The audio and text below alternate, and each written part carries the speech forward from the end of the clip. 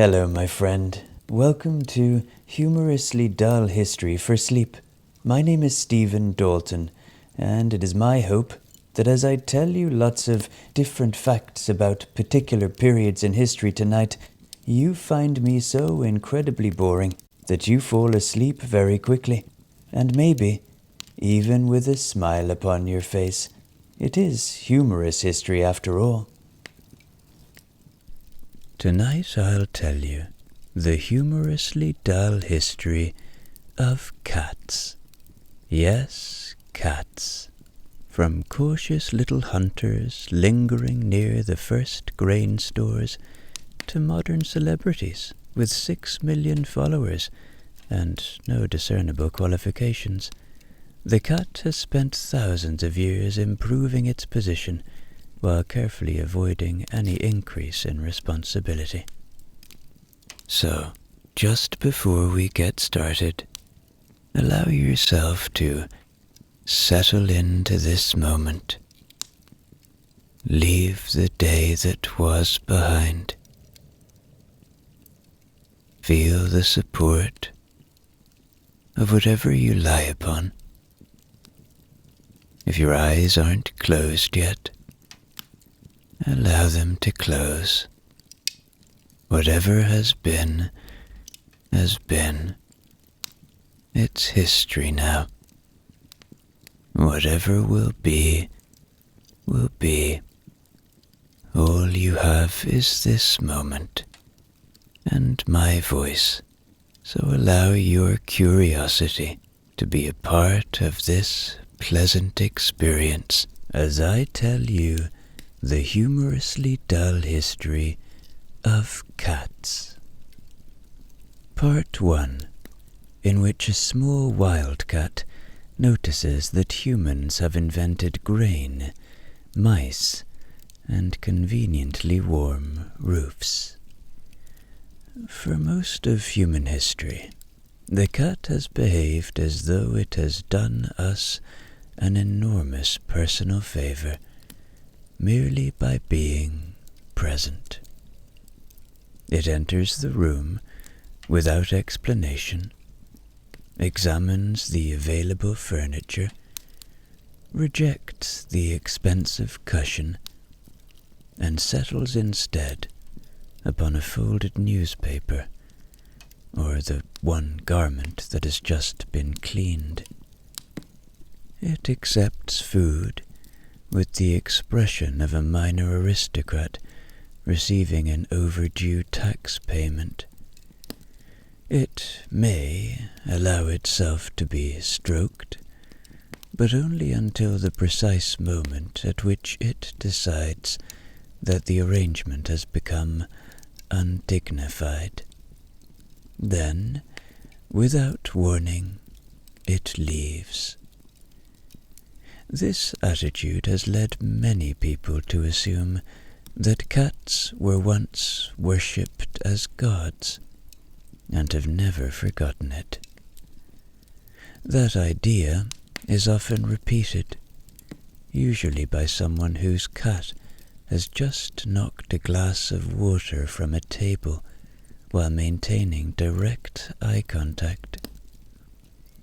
Yet, the true beginning of the relationship between cats and humans is quieter, slower, and far more concerned with rodents. There is no known afternoon on which an ancient human points towards a wild cat and announces that this particular animal shall henceforth live indoors, sleep for 16 hours a day, and object loudly whenever a door is closed. The cat does not appear to have been domesticated through an organized human program. There are no ancient committees, no careful breeding records, and no early clay tablet entitled proposed regulations concerning the household cat. Instead, humans begin growing crops. Crops produce grain. Grain attracts mice, and mice attract cats. The cat, having studied the situation with the calm attention for which its descendants remain famous, concludes that these new human settlements may be worth visiting. Humans, meanwhile, notice that a small predator has begun eating the creatures that are eating their food. Neither side signs anything. Neither side admits dependence. The arrangement simply begins. The animal at the center of this slow agreement is generally known as the Near Eastern wildcat, a lean, sandy-colored hunter related to the wildcats still found across parts of North Africa and Western Asia. It does not look dramatically different from many modern domestic cats. There is no great transformation from hulking beast to fireside pet, as there is with some other domesticated animals. A person seeing one from a distance might simply assume that somebody's tabby has wandered quite far from home. The wildcat is cautious, solitary, and well suited to hunting small animals, especially at dawn and dusk.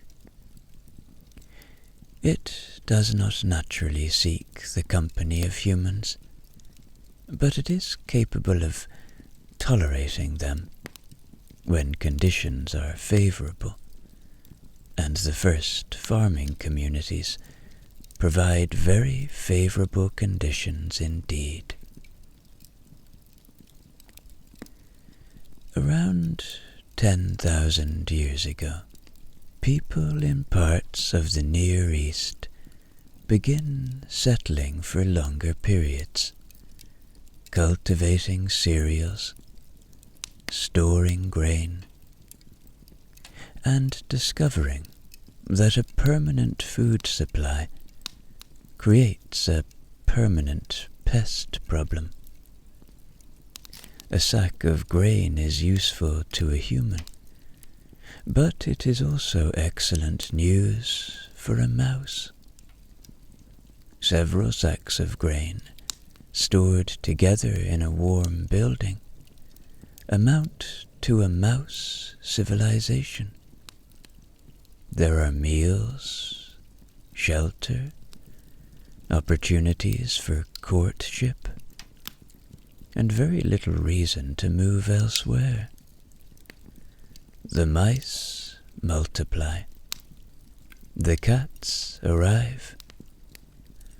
A bolder wildcat may approach the edge of a settlement at night, follow the scent and movement of the rodents, and discover hunting grounds more reliable than the scrubland beyond.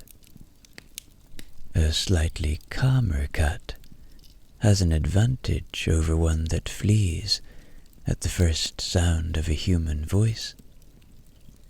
It can hunt closer to the houses and grain stores. Humans may tolerate it, then encourage it, perhaps by leaving scraps, or by simply deciding not to chase it away. Over many generations, the cats most capable of living near people remain near people. They produce kittens that are, on average, a little more comfortable with the strange, upright animals who store wheat, drop food, and occasionally make unnecessary attempts at affection. In this way, the cat edges into domestic life while preserving the firm belief that the entire matter was its own idea. One of the most interesting early clues comes not from Egypt, as many might expect, but from the island of Cyprus.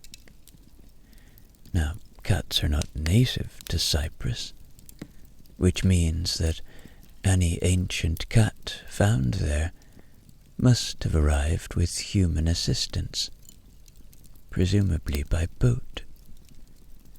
This raises a pleasing image of a very early sea journey in which someone attempts to persuade a wild cat to remain inside a basket. Around 7,500 BCE, a cat is buried near a human at a settlement called Shiluru-Kambos. Forgive the pronunciation if it's not quite right, Cypriots. The cat lies in its own small grave, close enough to the person to suggest that the animal may have held some special significance. We cannot know precisely what the relationship was. The human may have valued the cat as a hunting companion, a useful controller of mice, a creature with spiritual importance, or simply an animal of which they had grown fond. Archaeology can reveal where bones were placed, but it cannot tell us whether the cat used to sleep on the person's chest and make breathing difficult. Still, the burial tells us that cats and humans are already connected thousands of years before the great cat-loving civilization of ancient Egypt reaches its height. It also tells us that someone considers a cat valuable enough to transport across water.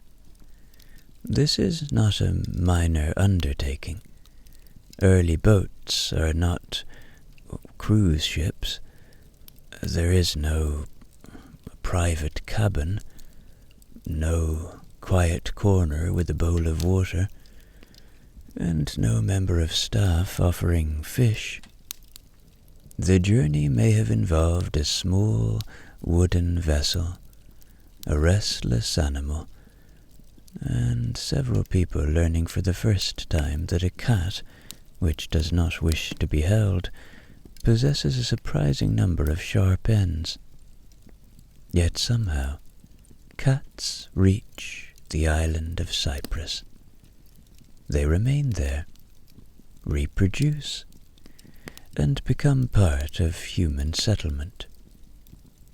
The practical partnership is already deepening. Cats protect food stores. Humans provide access to abundant prey and relative safety from larger predators. Each side gains something, though the cat presumably behaves as if it has accepted the arrangement only after considerable thought.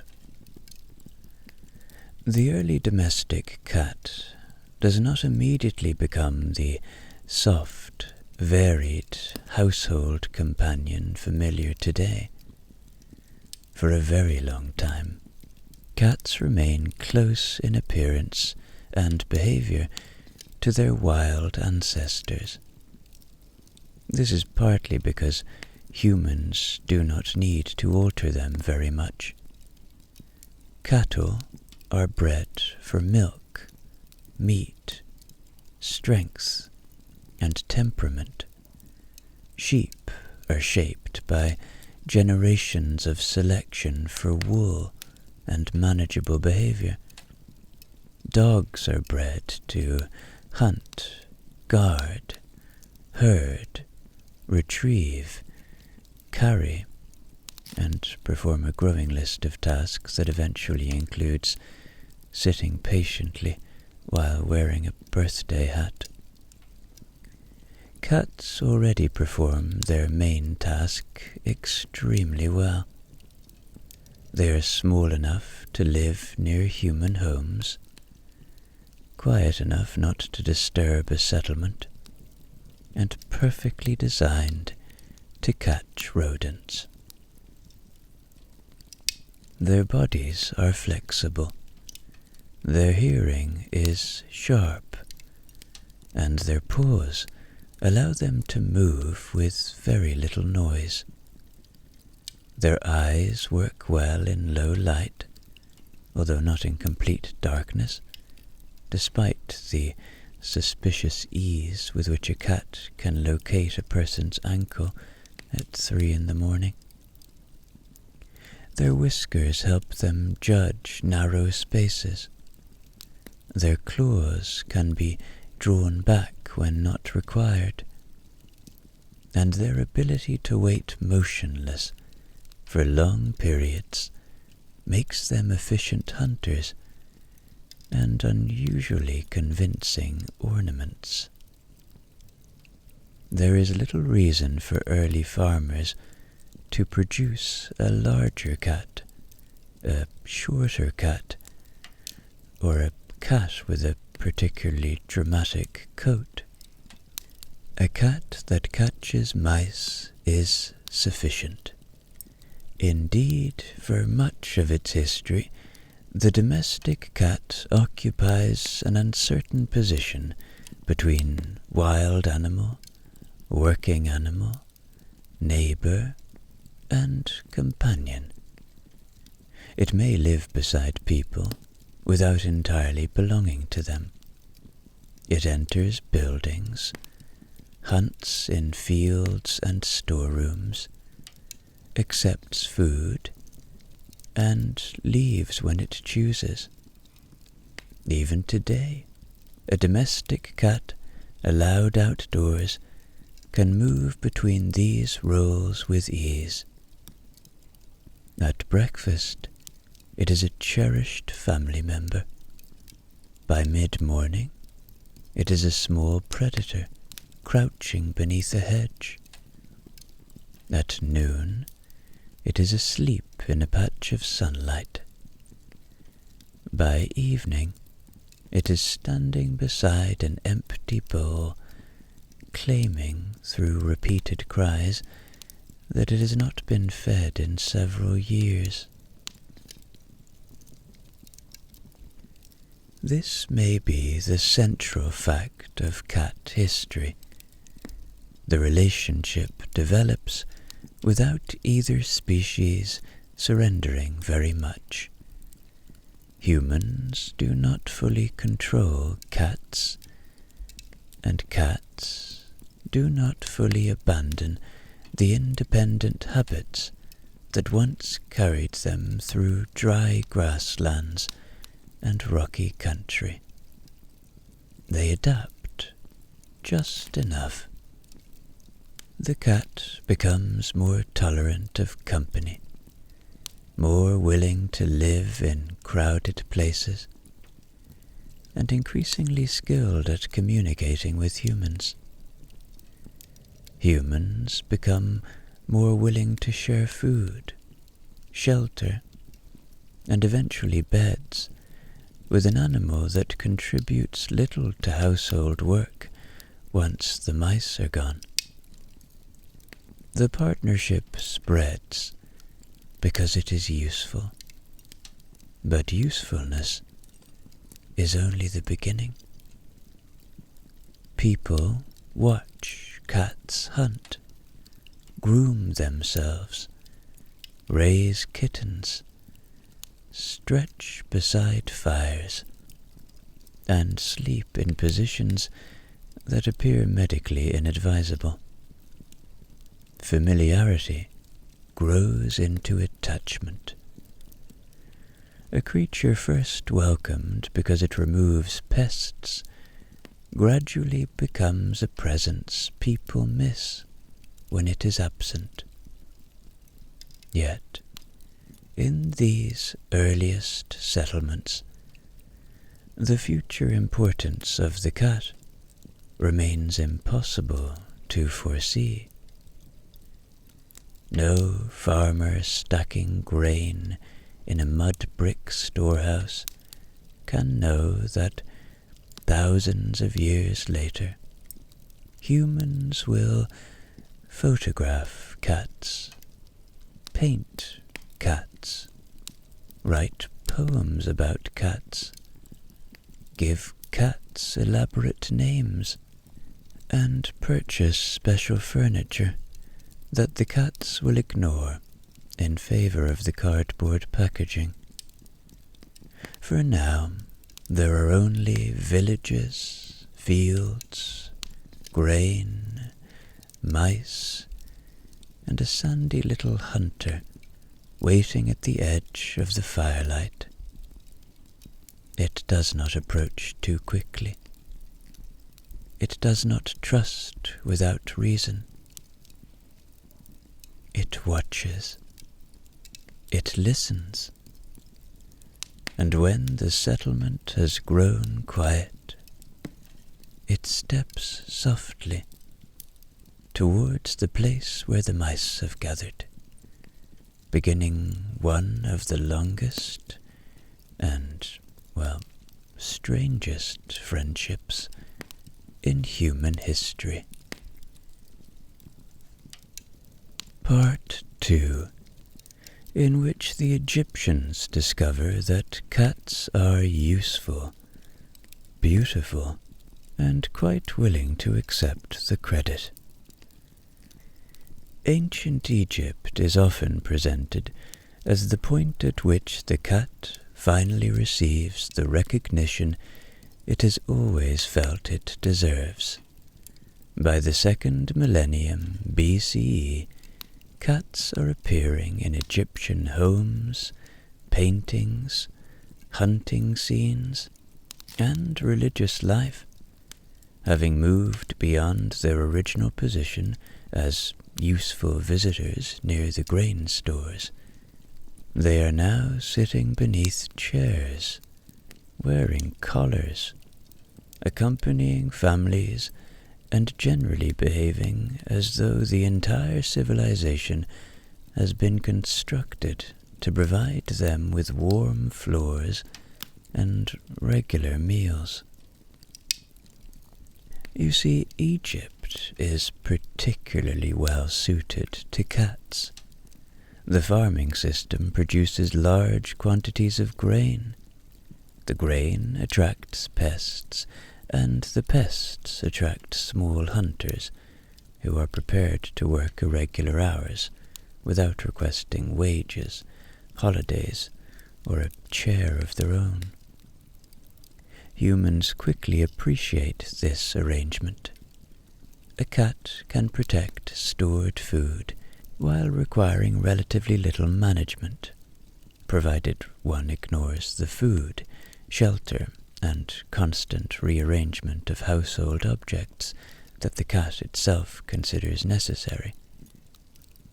It does not need to be driven to a field, attached to a cart, or persuaded to carry anything.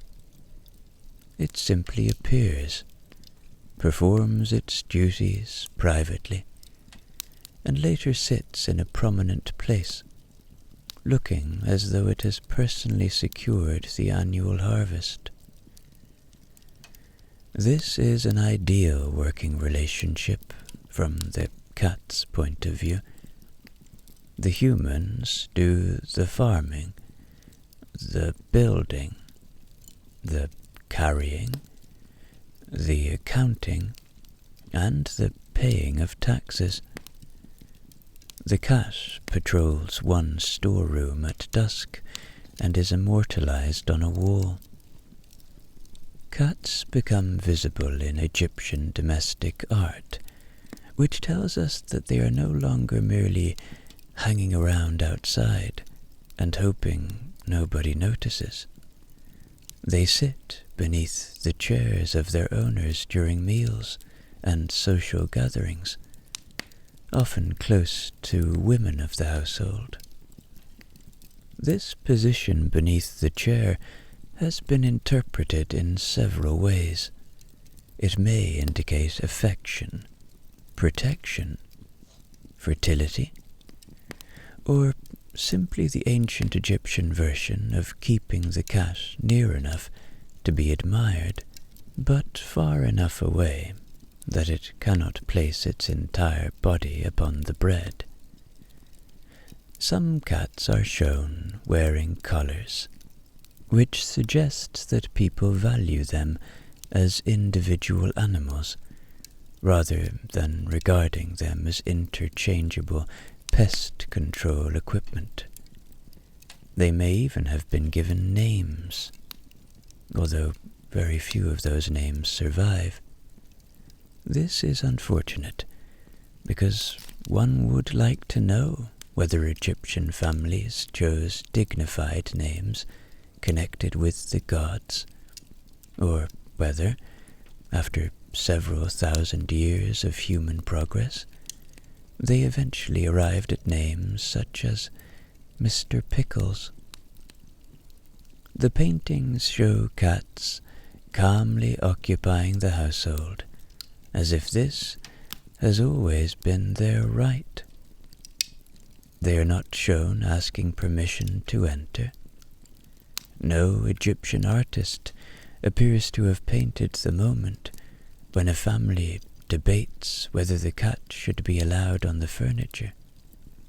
Perhaps because by the time the discussion begins, the cat is already asleep on it. There are also hunting scenes in which cats appear among the reeds, helping flush birds into the air, or joining their owners on small boats.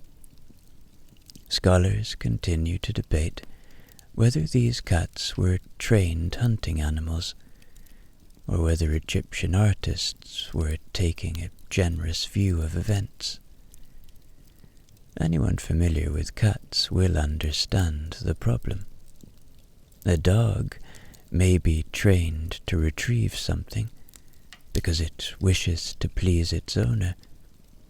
A cat may retrieve something because it happens to be going in that direction.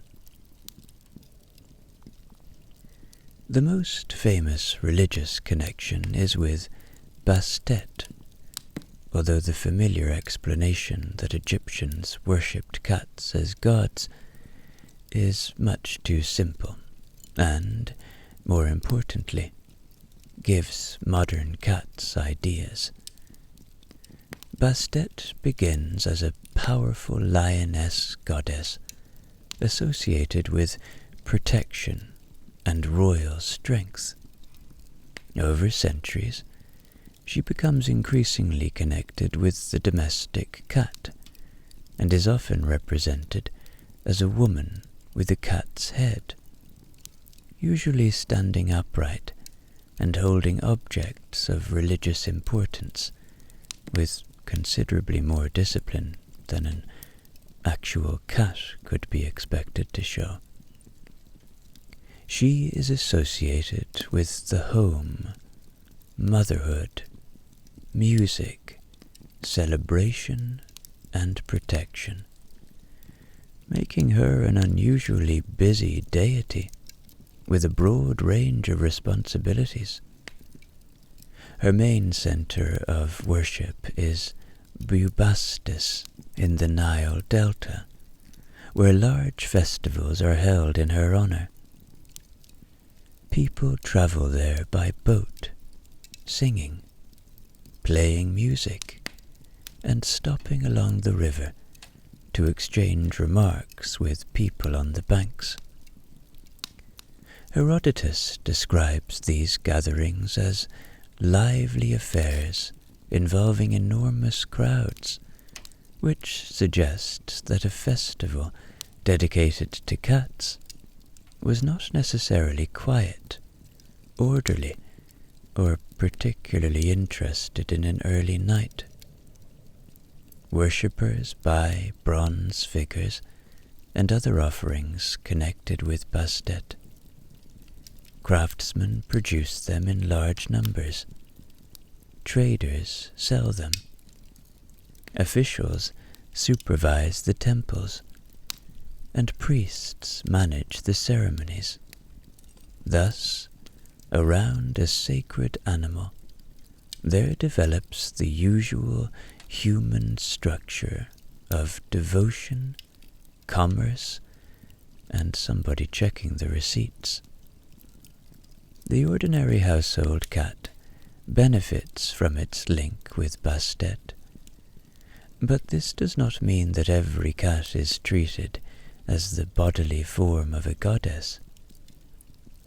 An Egyptian family probably does not stop cooking whenever a cat enters the room. They admire the animal, associate it with divine qualities, and may treat it with exceptional care. But this is different from worship, although the distinction becomes less obvious when one observes a modern person opening a fourth tin because the first three have been rejected. When cats die in ancient Egypt, some are mourned and mummified, and it is here that Egyptian affection becomes organized on a truly professional scale. According to Herodotus, members of a household may shave their eyebrows after the death of a cat. It is difficult to know how widely this was practiced, but it is an extraordinary tribute. Many people today are deeply attached to their pets, yet few would respond to bereavement by voluntarily removing a major facial feature. The dead cat might be wrapped in linen, placed in a small coffin and taken to a cemetery, and are buried as cherished companions. Foreign visitors become fascinated by Egyptian attitudes towards cats, and stories begin to circulate about the severe consequences of harming one. Some later accounts claim that even an accidental death could provoke public anger and serious punishment. Exporting cats may also have been restricted, though the evidence is less straightforward than popular histories sometimes suggest. The Egyptians certainly regard the animals as valuable, and cats spread gradually through trade and travel, despite any effort to keep them within the country. Sailors carry them aboard ships, where they protect supplies and discover that a vessel provides many small enclosed spaces in which to disappear, just as somebody needs to leave port. Traders take them around the eastern Mediterranean. Households in other lands begin to notice their advantages. The Egyptian cat is therefore moving towards a wider career, but for now it remains most closely associated with the Nile, the household, and the goddess Bastet. In Egypt, it has completed a remarkable rise.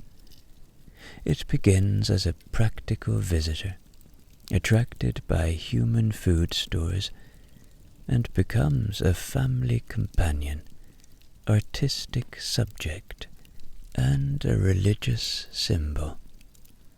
Very few animals have managed such advancement without learning to carry a person, guard a gate, or come when called. The cat achieves it mainly by being attractive, useful in moderation, and emotionally unavailable. Humanity, confronted with this combination, never really stands a chance. Part 3, in which the cat leaves Egypt, encounters a Greek weasel, and discovers that not every country has been properly briefed. After its considerable success in Egypt, the cat begins to travel around the Mediterranean, presumably expecting the rest of the ancient world to have heard the news.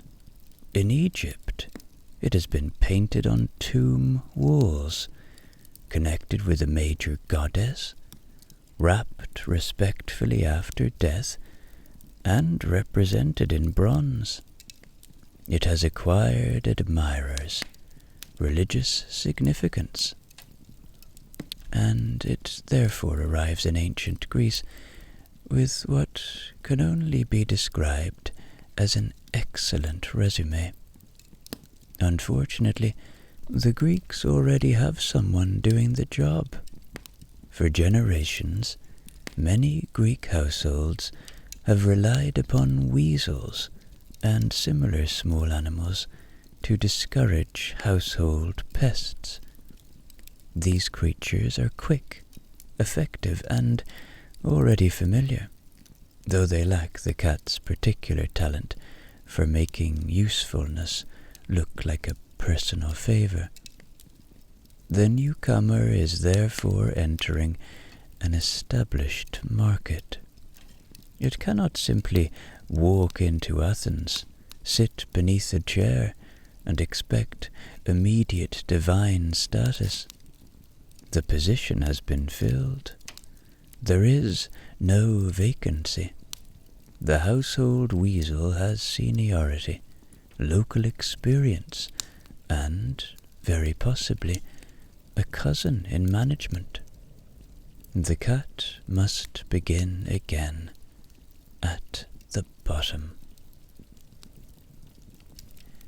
Cats do appear in Greek art and gradually become known as domestic animals, but they do not occupy anything like the position they enjoyed in Egypt. Greek writers devote their attention to war, politics, philosophy, tragedy, and the alarming behavior of the gods. The ordinary cat receives comparatively little discussion. This feels like an oversight. Socrates spends a great deal of time asking what makes a person good, but nobody appears to ask why a cat demands that a door be opened and then remains seated in front of it, reconsidering the whole proposal. Plato writes about ideal forms, but leaves no surviving dialogue on the ideal temperature of a windowsill. Aristotle carefully studies animals, government, and logic. Yet the central philosophical question of whether the cat is inside, outside, or somehow dissatisfied with both conditions remains unresolved. It is possible that the Greeks observe cats and decide that further inquiry will only encourage them. The animal appears in homes, workshops, and ports, slowly gaining ground without producing a manifesto. This is generally how cats prefer to advance. They do not overthrow the existing system. They wait until everyone has grown tired of maintaining it, then occupy the warmest part. The Romans are more practical about the matter. They encounter cats through trade, travel, and contact with Egypt and the Eastern Mediterranean, and they recognize the animal's usefulness without feeling obliged to construct a temple every time one enters a storeroom. Rome admires efficiency. Roads are built. Water is carried over long distances. Armies are supplied across enormous territories, and taxes are collected from people who had hoped the Romans might overlook them. A quiet animal that reduces household nuisances without requiring a salary fits comfortably into this arrangement. The Romans call the cat Felis, although the word may initially refer more broadly to small hunters of this kind. Gradually, the domestic cat becomes more familiar. It lives around farms, houses, ports, and military settlements. It is not usually the most celebrated Roman pet. Dogs receive inscriptions praising their loyalty. Birds are kept for their songs, and wealthy citizens collect unusual animals because nothing demonstrates sound judgment quite like importing a creature that requires 6 servants and dislikes the climate. The cat continues its work with little public recognition. This suits it perfectly. Public recognition often leads to additional duties. A Roman cat is unlikely to be dressed in armor or officially enrolled in a legion, though it travels wherever Roman soldiers, merchants, and settlers go. Grain stores, food suppliers, and ships provide plenty of reason for cats to accompany human movement across the empire. They reach new ports, river towns, and distant settlements, including parts of Western and Northern Europe. No single Roman official appears to organize this expansion. There is no decree from the emperor announcing that cats shall now be distributed throughout the provinces, with 2 assigned to Gaul and a further shipment delayed near Carthage due to adverse weather. The cats simply move along the same routes as everyone else. Same board ships. Others remain near military camps or trading centers. A few presumably enter carts without permission and discover, several miles later, that they have made a serious administrative error. Yet the species spreads with remarkable success. Human empires require armies, roads, laws, officials, and a great many men stamping objects with seals. The cat requires one boat on which nobody is paying close attention. There is something wonderfully appropriate about the way cats establish themselves across Europe. Dogs earn their place through visible service. They guard homes, hunt beside people, herd animals, and display loyalty with such enthusiasm that songs are written about them. Horses carry riders, pull vehicles, and alter the course of wars. Cattle provide strength, milk, and food. The cat turns up near a warehouse, removes a few inconveniences during the night, sleeps through most of the following day, and is eventually invited indoors. It has found the minimum level of effort required for permanent accommodation and refuses to exceed it. By the later Roman period, cats are no longer an Egyptian curiosity. They have become quiet residents of an empire stretching across several climates and countless households. They travel with sailors, traders, farmers, and soldiers, but belong completely to none of them. When Rome eventually weakens, divides, and begins the long, untidy process of falling apart, the cat remains. It does not attempt to save the empire. It has seen the accounts and considers the matter beyond repair. Instead, it settles beside the ruins, closes its eyes, and waits for the next civilization to begin feeding it. Part 4, in which Rome collapses.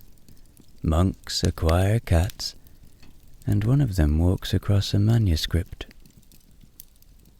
The collapse of the Roman Empire is a complicated subject involving economic pressure, political instability, military failures, disputed successions, and a large number of men declaring themselves emperor before being murdered by their own employees.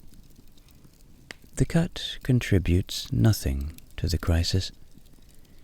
It does not defend a frontier, reform the currency, or suggest that Rome might benefit from having fewer emperors at the same time. When the Western Empire finally breaks apart during the 5th century, the cat simply continues living in houses, farms, ports, and storehouses, showing the same calm indifference it would later display during family arguments and minor kitchen fires. Governments disappear, roads deteriorate, towns shrink, tax systems collapse. The cat remains employed. This is because even when a civilization can no longer maintain an aqueduct, it can generally still produce a sack of grain and something determined to eat it. Across early medieval Europe, cats continue their old work in barns, mills, kitchens, and storerooms. Their social position is not grand. Nobody is building them temples now. The Egyptian years are over, and the cat has been forced to accept a more modest arrangement. involving cold floors and rural employment. It adapts admirably. An animal that once sat beneath the chair of an Egyptian noblewoman can, when required, sleep perfectly well upon a heap of rope. Cats are particularly useful in monasteries, where monks spend long periods copying religious and scholarly texts by hand. A monastery contains food stores, warm rooms, candles, parchment, and men who have taken vows preventing them from leaving whenever the building becomes inconvenient. It is excellent accommodation. The cat protects supplies and helps keep small pests away from valuable manuscripts, though its respect for literature has limits. Medieval books occasionally preserve the physical evidence of cats moving through the workplace. Paw prints appear across pages where an animal has stepped into wet ink and then continued walking, presumably convinced that the manuscript required editing. Centuries later, historians examine these marks with great interest, tracing the route of a medieval cat across a document that may have taken a scribe months to produce. The monk's own response was probably less scholarly. There is also a famous 15th century manuscript in which a scribe complains that a cat has urinated on a page during the night. He draws pointing hands around the damaged area and records the incident for future readers, adding a curse upon the animal responsible. The cat's name is not given, which is understandable. It had already made its position clear. The scribe then continues his work, because parchment is expensive, and medieval customer service offers no replacement page, refund, or small voucher as an apology. Not every monastic cat is remembered only through vandalism. A 9th century Irish poem describes a monk working beside his white cat. The monk searches for meaning in his books, while the cat searches for something beneath the furniture, and each takes pleasure in his own specialized task. It is one of the warmest glimpses of ordinary companionship from the early Middle Ages. A quiet room, a scholar concentrating on his work, and a cat concentrating on something it has no intention of sharing. The poem survives because the monk writes it into a manuscript, perhaps during a pause from more serious study.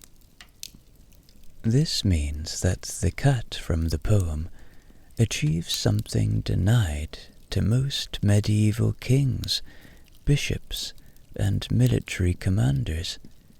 He is remembered fondly, without having invaded anywhere. He does not commission a cathedral, issue a law, or marry a neighboring kingdom for strategic reasons. He sits near a monk and catches mice. The monk, wisely recognizing that this is already more useful than much of medieval politics, writes a poem about him. The little cat's fame lasts for over 1,000 years. the names of countless officials who considered themselves extremely important have vanished completely. There is a lesson in this, though not one that officials generally enjoy. Cats also acquire a measurable financial value. Medieval law codes in parts of Europe include payments or penalties connected with cats, particularly animals proven to be good hunters. In medieval Wales, the laws traditionally associated with Hwyl da, and excuse my terrible pronunciation of Welsh, describe the value of a cat at different stages of its life. A young kitten is worth relatively little until it can see, catch prey, and demonstrate that it is not merely consuming resources. Once capable of doing useful work, its price rises. This is an unusually honest assessment of a kitten. Modern owners may describe a kitten as delightful, affectionate, and full of personality. A medieval Welsh administrator looks at the same animal climbing a curtain and asks when it expects to become financially productive. A good cat is expected to have sound senses, working claws, an ability to rear kittens, and enough commitment to the household to remain there. If the animal fails certain standards, its value may be reduced.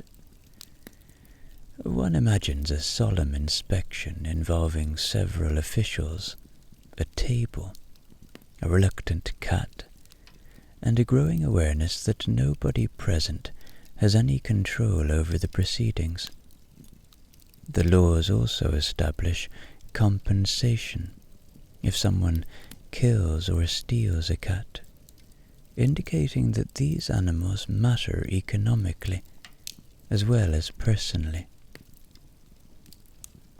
The household cat is property, worker, and companion, though it is unlikely to accept any of these descriptions without first reviewing the terms. By the later Middle Ages, the cat is thoroughly established across Europe, but its reputation has become complicated. It is admired for cleanliness, independence, and skill. Yet those same qualities make some people uneasy. The cat moves quietly, sees well in dim light, disappears for hours, and refuses to explain where it has been. In an age when almost everything unusual can be interpreted as a message, warning, or personal attack from forces beyond ordinary understanding, this is not ideal public relations. Cats begin appearing in stories and religious imagery in less flattering roles, sometimes linked with deceit, disorder, or people suspected of behaving improperly after sunset. Black cats suffer particularly from associations that humans invent and then confidently blame upon the cats. Yet the idea that medieval Europe conducts one continuous organized campaign against all cats is an exaggeration. Many people continue keeping them, valuing them, and living beside them. Farmers require them. Sailors welcome them. Monks write about them. Families feed them. A society can be suspicious of cats in theory, while still needing one in the kitchen. A contradiction medieval people manage without difficulty. They are also suspicious of foreigners, doctors, comets, unusually shaped vegetables, and several neighboring villages. So the cat is not being singled out as much as it might appear. And so, the medieval cat occupies an uncertain but secure position. It is useful enough to protect, independent enough to mistrust, affectionate enough to mourn, and destructive enough to be mentioned in the margin of a book. It sleeps beside fires, patrols barns, follows sailors onto ships, and settles in monastic rooms where serious men attempt serious work. Occasionally, it places a paw into an ink pot and contributes directly to the historical record. It has lost the sacred status it once held in Egypt, but this may come as a relief. Being sacred involves ceremonies, expectations, and an alarming amount of embalming. Medieval life offers fewer statues, but more freedom. The cat can now pursue the arrangement it has been seeking all along: regular meals, useful employment, no direct supervision, and complete immunity from criticism. When the monk objects to the paw prints, the cat does not apologize. It has reviewed the manuscript and found it improved.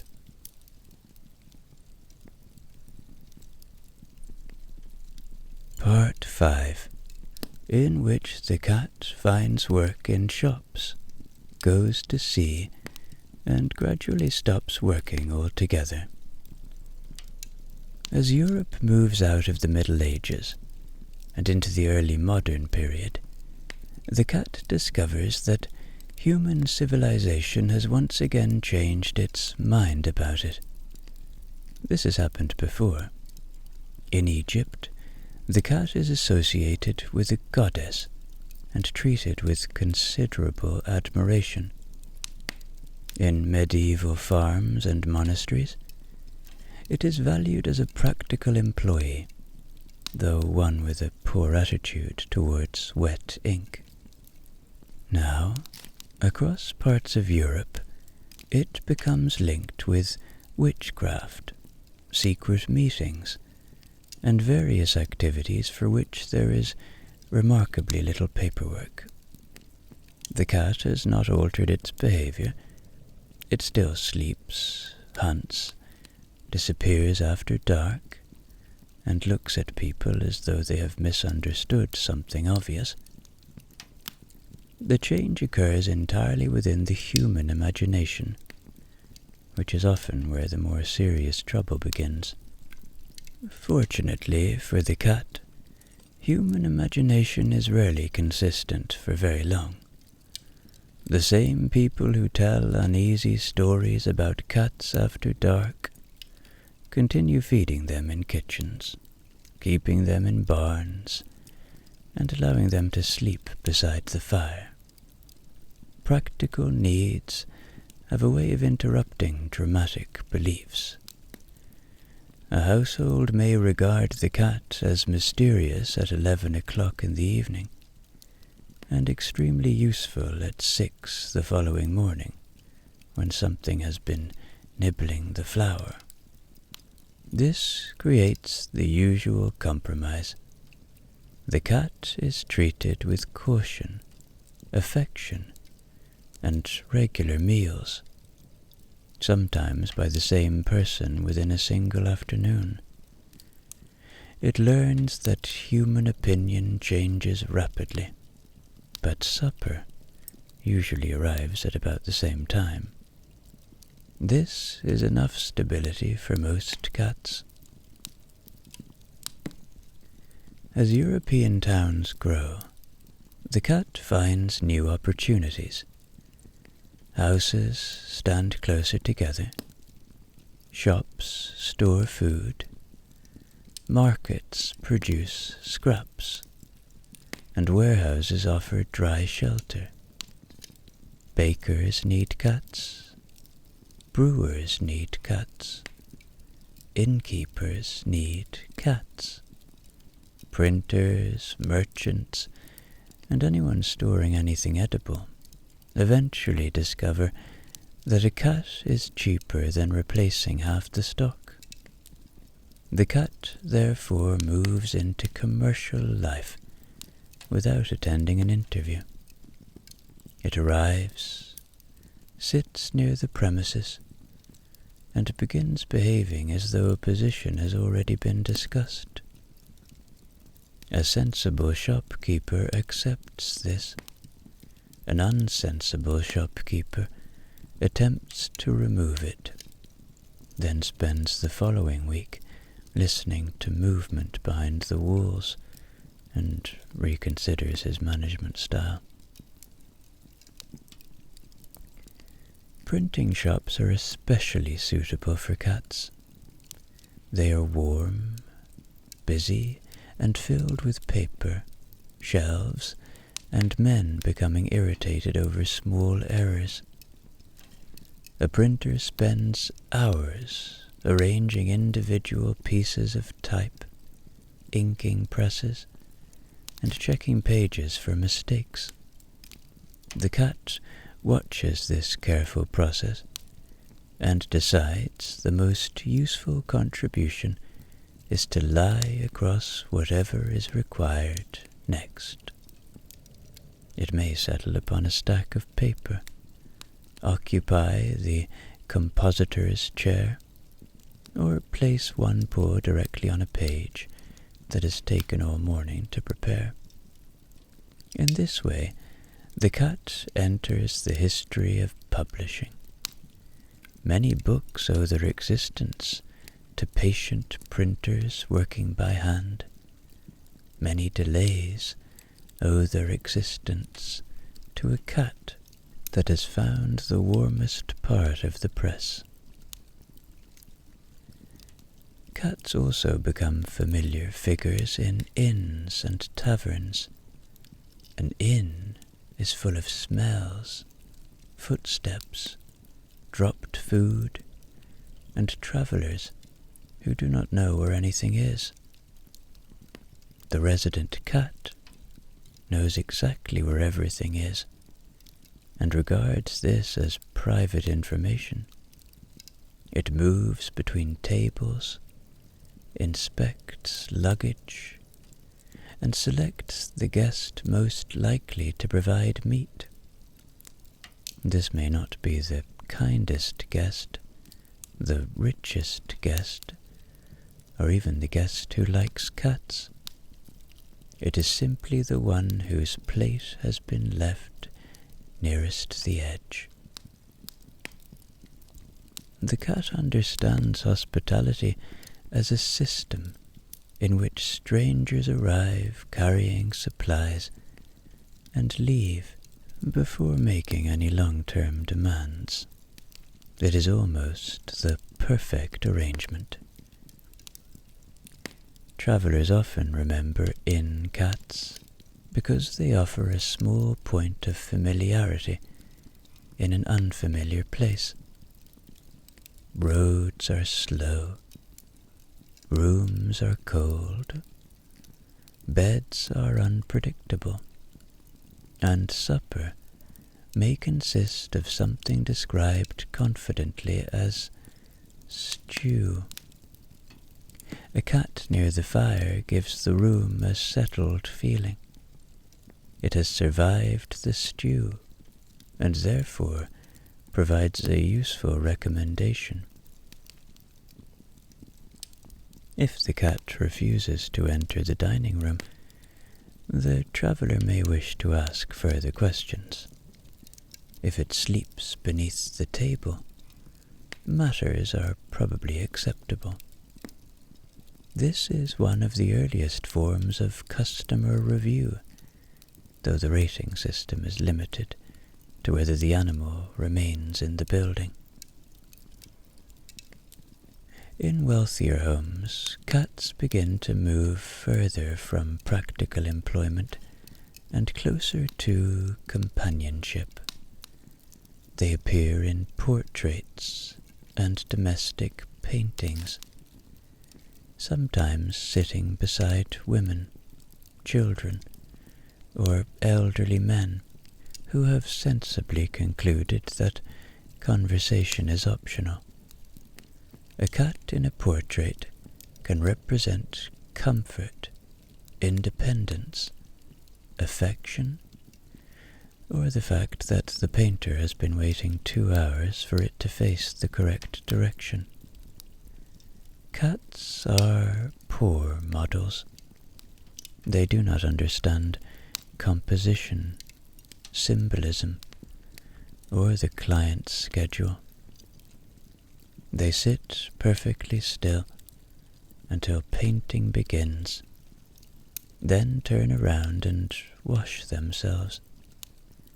If placed on a cushion, they leave the cushion. If allowed to choose their own position, they select the darkest corner of the room and close their eyes. The wealthy begin keeping cats not merely because they are useful, but because they enjoy them. This is a major development in the cat's career. Until now, it has generally been expected to make some contribution. By the 17th century, certain cats are beginning to achieve the modern ideal, being supported almost entirely on the strength of their personality. They still catch pests when the mood takes them, but their duties are becoming less clearly defined. A cat may spend the morning asleep, inspect a cupboard in the afternoon, and be praised at dinner for keeping the house free of trouble. It has moved from labor into consultancy. This gradual promotion is assisted by the cat's talent for appearing decorative without making any effort. A dog may need grooming, training, and supervision. A cat simply sits on a chair and improves the room. It curls into a neat shape, closes its eyes, and becomes what humans describe as elegant. Minutes earlier, it may have been running sideways through a doorway for reasons known only to itself. Elegance is largely a matter of timing. Writers also begin noticing cats more often. Some admire their independence. Others complain about their habits while clearly allowing them to remain nearby. This becomes a lasting literary tradition. A writer describes the cat as disruptive, demanding, and impossible to control, then gives it the best chair and mentions it in 3 letters. Cats are particularly well suited to writers because both prefer quiet rooms, irregular hours, and the belief that ordinary household rules do not apply to them.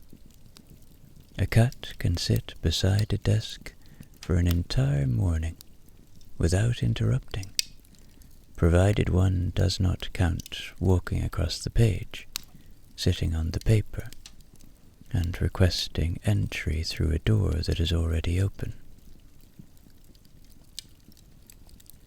At sea, cats continue their practical work aboard ships.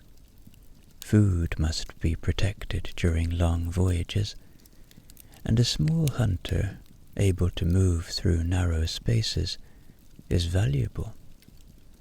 Cats travel with merchants, sailors, and naval crews, becoming familiar members of shipboard life.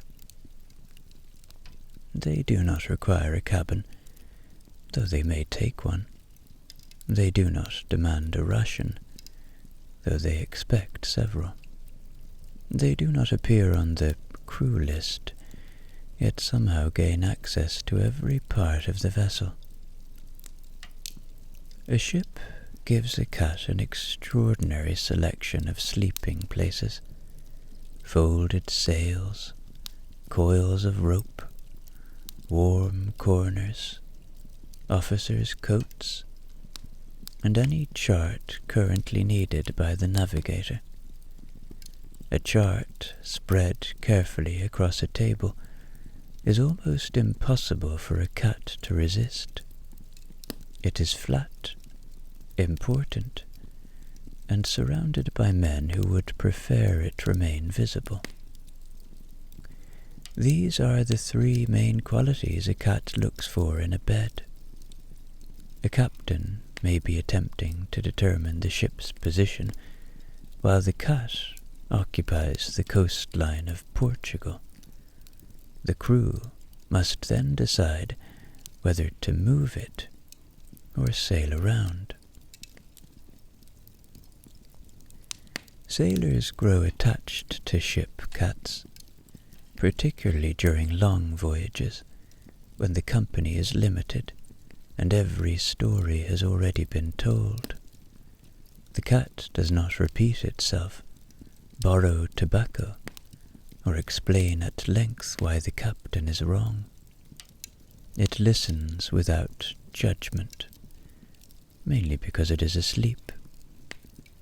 A sailor may speak to it about home, family, or the behavior of another sailor. The cat receives this information with the calm expression of an animal that has heard worse and intends to disclose nothing. Cats also become unofficial mascots. Crews give them names, feed them scraps, and regard their presence as part of the ship's identity. A cat may belong to no individual sailor, and yet be cared for by everyone. This is useful, because individual sailors can be transferred, dismissed, or lost to another vessel, while the cat remains until it notices a better ship in port. Naval loyalty has its limits. A fish merchant, tying up beside the quay, can undo years of service within seconds. Through trade and travel, cats spread to more parts of the world. They arrive in new ports, settle near warehouses, and repeat the arrangement that began thousands of years earlier. Humans store food. Small pests arrive. Cats notice. The entire history of feline expansion can be explained by humanity's repeated decision to place large quantities of grain in one location and then act surprised when this attracts attention. By the end of the 17th century, the cat has successfully moved through another period of human uncertainty. It remains useful in farms, shops, ships, and warehouses, but is also becoming a companion whose value cannot be calculated entirely by work performed. People keep cats because they enjoy their presence, their habits, and perhaps their refusal to behave like servants. The cat offers affection without obedience, company without enthusiasm, and loyalty without any guarantee that it will be present when required.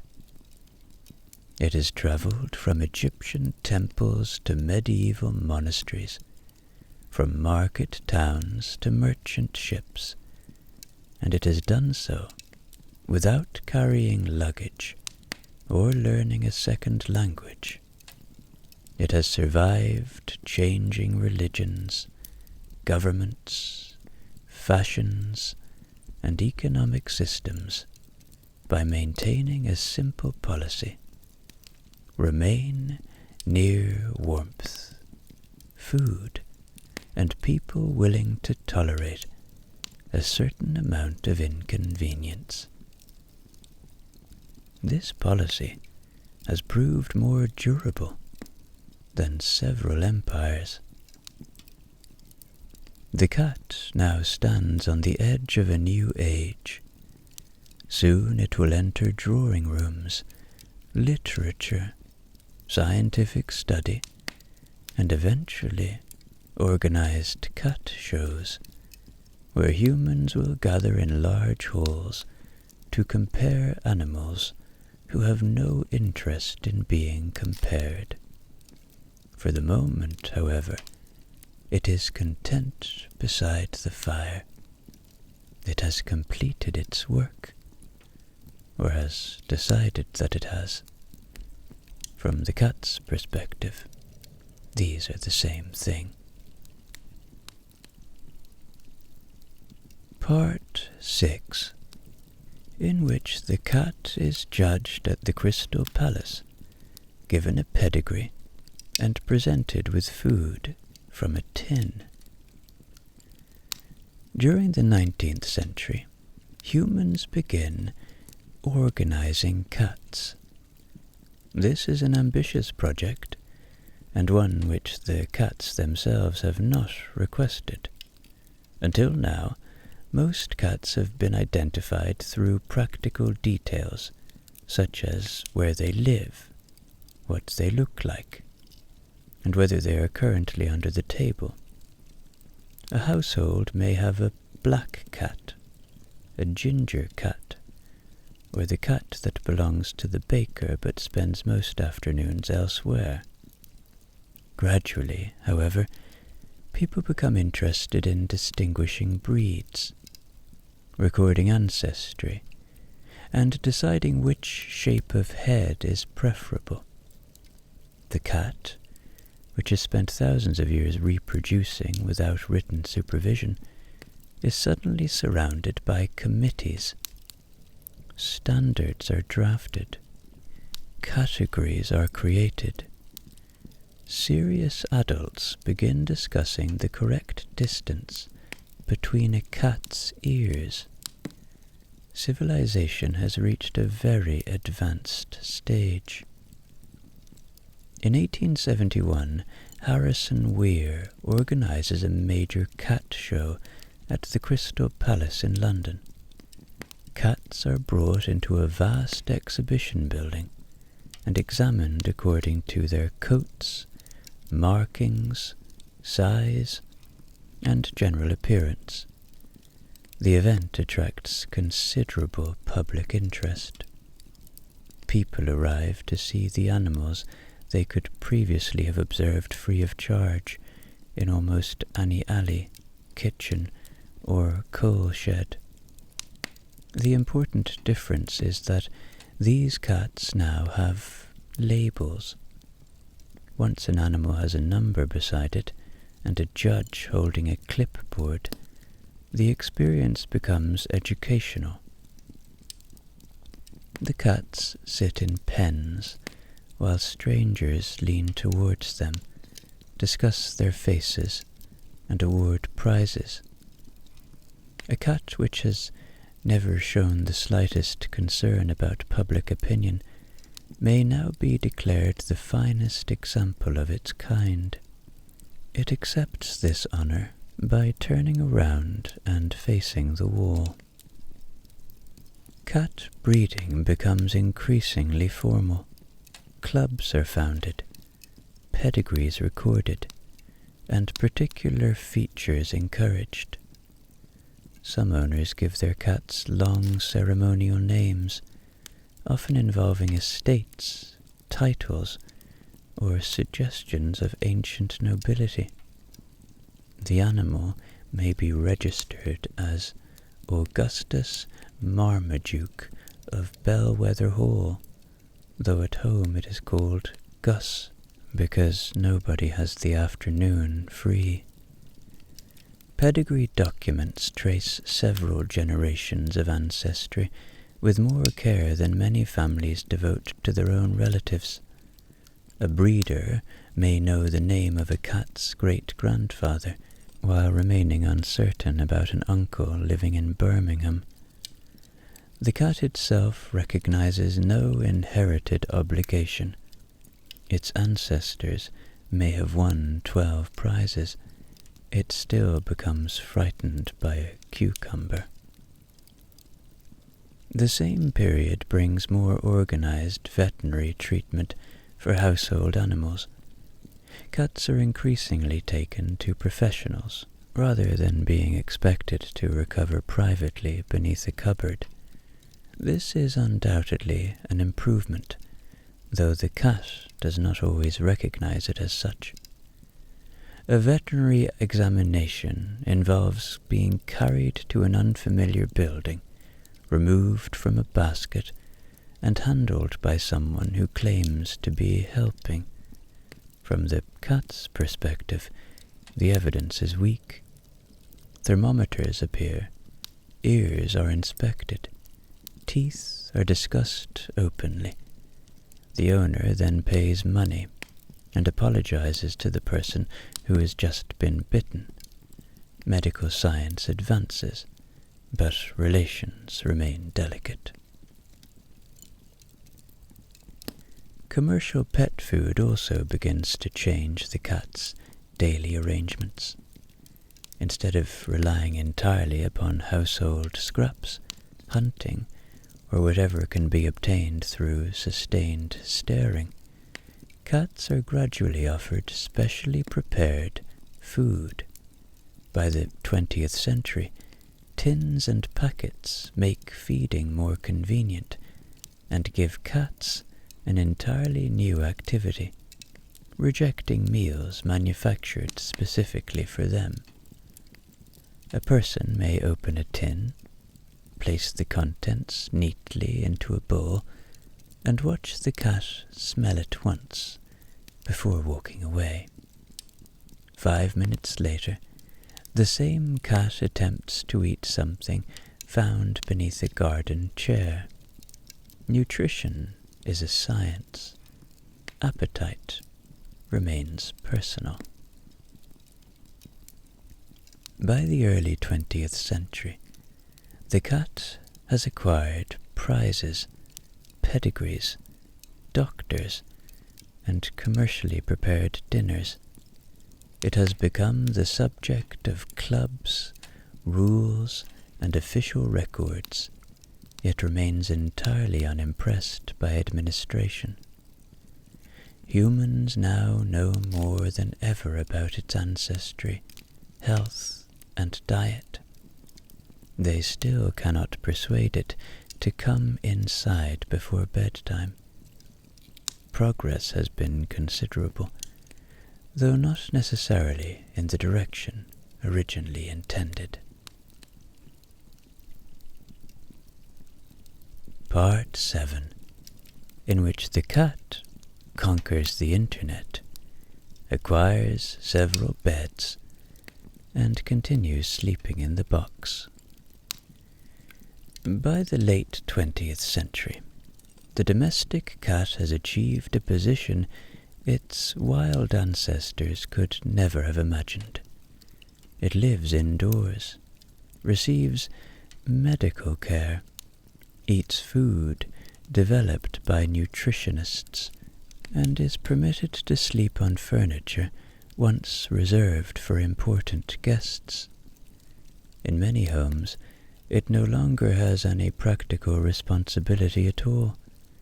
It is not expected to protect grain, patrol a warehouse, or accompany sailors across an ocean. Its role is simply to be there, preferably somewhere inconvenient. A person may spend several £1,000s furnishing a house, only to discover that the best seat belongs to an animal weighing 4 kilograms and contributing nothing towards the mortgage. The cat occupies the chair without embarrassment. Embarrassment is generally felt by the person who briefly considers moving it and then decides to sit somewhere else. Thousands of years earlier, cats approach human settlements because they contain reliable food and shelter. The arrangement has now matured. The food is served in ceramic bowls, the shelter has central heating, and the human sleeps against the edge of the bed to avoid disturbing the cat's legs. Modern cats are surrounded by possessions. They have beds, blankets, climbing towers, scratching posts, tunnels, toys, drinking fountains, and small pieces of furniture designed to resemble human furniture, presumably because the ordinary furniture has proved insufficiently expensive. The cat receives these objects with caution. A new bed is placed in a warm corner and introduced with great optimism. The cat smells it, steps inside, leaves immediately, and spends the next 6 months sleeping on a grocery bag. Owners attempt to improve the bed by moving it, washing it, or placing a familiar blanket inside. The cat watches these adjustments with the expression of a property developer observing a failed shopping centre. Nothing can save it. The bed was purchased for the cat, and that alone has made it unusable. The cardboard box, by contrast, remains one of the great successes of feline design. It is inexpensive, plain, and generally arrives containing something much more costly. The owner removes the costly item, assembles it carefully, and places it beside the box. The cat enters the box. This process has been repeated in millions of homes and has yet to produce widespread learning. People continue buying elaborate structures containing platforms, hammocks, and little fabric caves. The cat sits in the packaging and looks pleased. Minutes earlier, it may have refused a specially padded bed on the grounds that one corner felt morally uncertain. The box has no padding at all. Comfort is largely a matter of refusing what has been offered. Food has become another area in which the modern cat exercises considerable authority. Earlier cats eat what they can catch, or what happens to be available. The modern cat is offered a menu. There are tins, trays, pouches, biscuits, and carefully labeled recipes involving fish that the owner could not afford to eat every day. The cat develops preferences, then changes them without notice. A particular food may be accepted enthusiastically on Monday, tolerated on Tuesday, and treated as an insult by Wednesday morning. The owner, having purchased 24 tins during a sale, is left with a small commercial stockpile and no customer. A new variety is introduced. The cat eats it once. Encouraged, the owner buys more. The cat has been waiting for this moment and never touches it again. Humans try to interpret these decisions. Perhaps the texture is wrong. Perhaps the bowl is too deep. Perhaps the food was served at an unfavorable temperature. Perhaps the cat is experiencing a complex emotional response to salmon. Articles are read. Bowls are replaced. Meals are warmed slightly, then cooled slightly, then stirred with the concentration of a laboratory technician handling unstable material. The cat eventually eats a dry leaf from the floor. Months of dietary research conclude beneath a radiator. Water is treated with similar seriousness. A simple bowl is no longer considered enough for an animal once content to drink from a muddy footprint. Cats are now offered filtered fountains in which water circulates quietly throughout the day. Replacement filters are ordered. Pumps are cleaned. Instructions are consulted. The cat drinks from the bathtub and complains when it is turned off. The owner turns it on again and waits. The cat watches the water for some time, then leaves. This is not thirst. It is governance.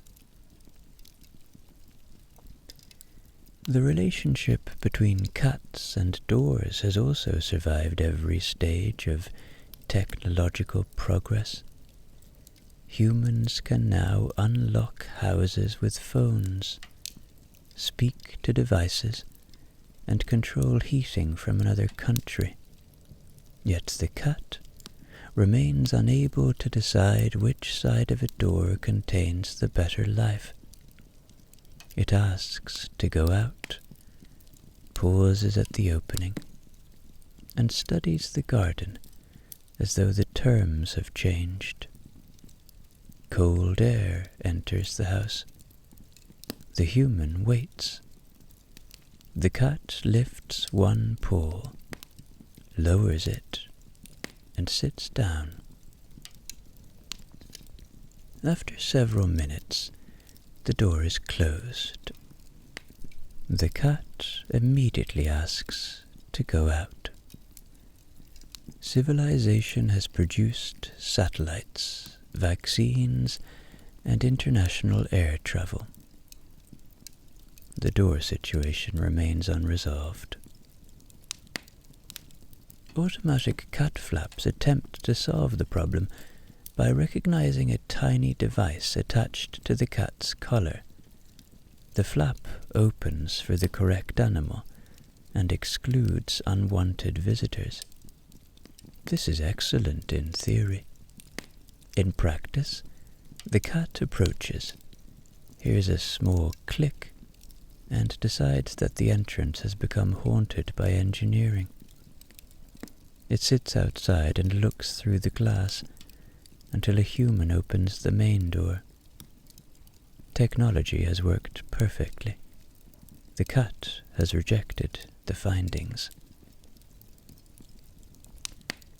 The cat's refusal to cooperate has not prevented people from introducing more devices into its life.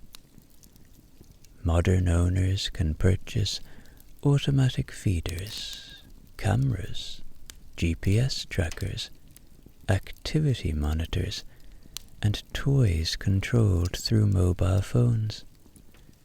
A person at work may open an app and check whether the cat has moved recently. The answer is often no. This does not indicate technical failure. The cat has been sleeping since 9:10 and has no plans to justify the subscription fee. The owner may speak through the camera. A distant voice emerges in the room. The cat looks toward it briefly, concludes that the human has somehow become trapped inside a small box, and returns to sleep. Rescue operations are not considered. Some cameras dispense treats when activated remotely.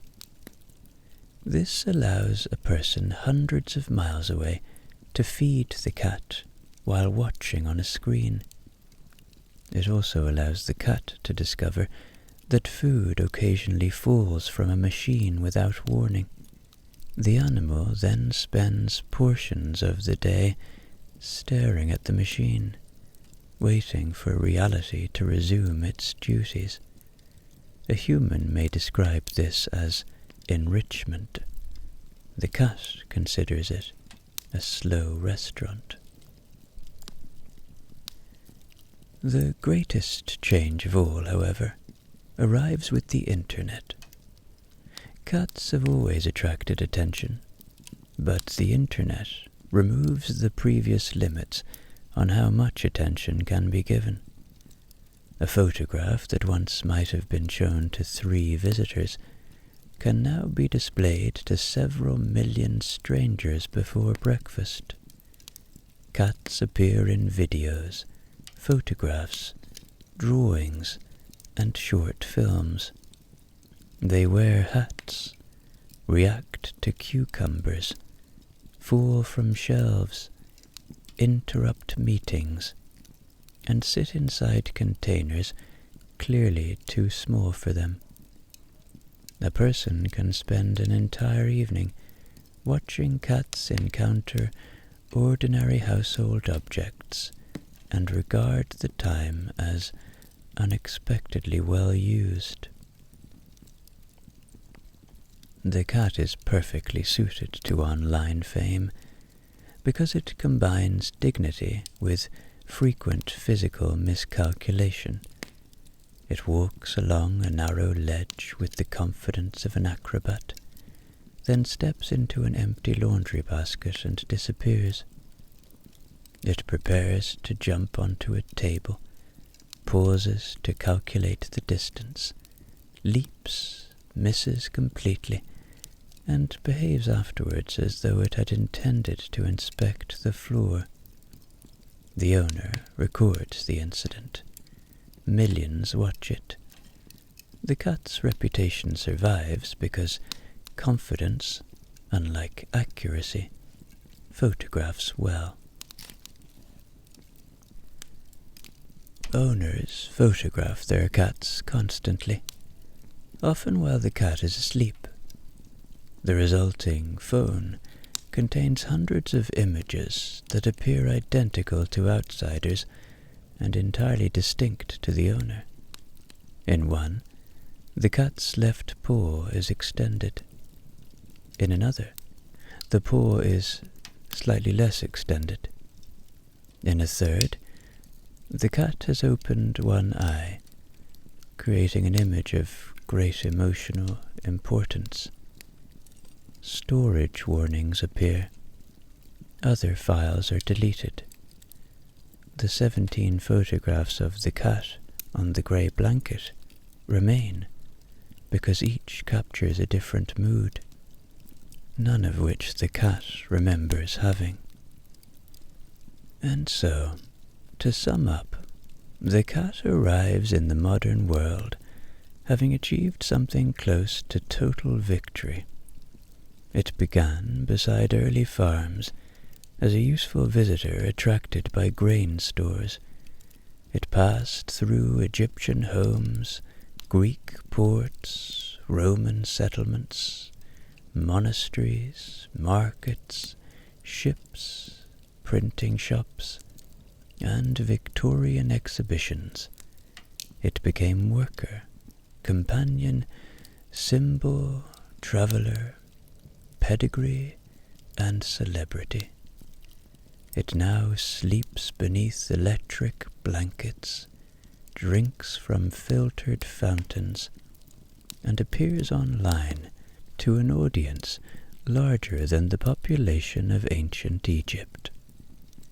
Humans provide the food, clean the bowls, buy the toys, arrange the medical appointments, take the photographs, and apologize when the cat is inconvenienced. In return, the cat offers warmth, company, amusement, and the occasional dead insect placed somewhere difficult to ignore. The agreement remains unwritten. This is probably wise.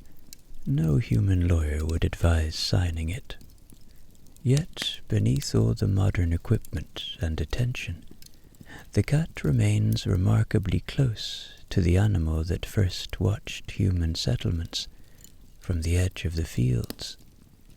It still listens for small movements, sleeps through much of the day, and approaches affection on its own terms. It still prefers warmth, safety, and a clear route to the door.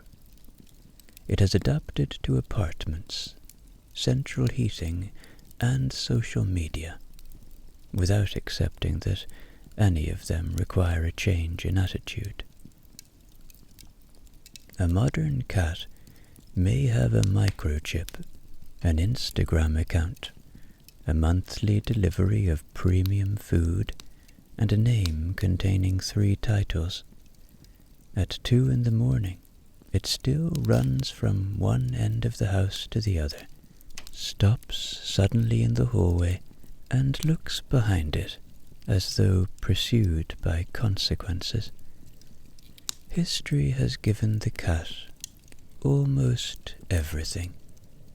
An explanation was never included.